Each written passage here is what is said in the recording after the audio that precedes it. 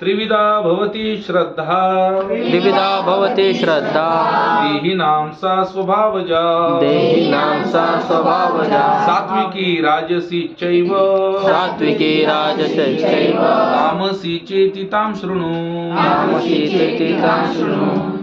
वाचा भगवान म्हणाले, हा वाचा बरोबर. श्री भगवान म्हणाले, देहधारी आत्म्याने प्राप्त केलेल्या प्राकृतिक गुणानुसार मनुष्याची श्रद्धा सात्विकी, राजसी आणि तामसी अशी 3 प्रकारची असू शकते. याविषयी आता माझ्याकडून ऐक. येस, श्री भगवान म्हणाले देहधारी. तर आता इथं जेवढे पण भक्त बसलेले आहेत, हे शरीर आहे, पण मी हे शरीर, मी शरीराचा स्वामी. आत्मा कोण आहे?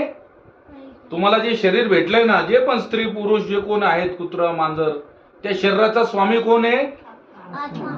अहो एवढी मोठी यंत्र आहेत, स्वयंचलित यंत्र आहे, तरी बटन दाबायला मग आत्मा लागतो ना. वॉशिंग मशीन घरात आणली म्हणून काही ती ऑटोमॅटिक नाही चालत, तिला सेट करायला आत्मा असणाराच माणूस लागतो. म्हणजे यंत्र कुठलंही असू द्या, पण यंत्र चालक त्याला जो आहे त्याला आत्माधारी माणूस पाहिजे. तो बिना आत्म्याचं कुणी बटन दाबलं नाही तर ते चालणार आहे का मशीन? मग एवढे मोठी मोठी यंत्र बिना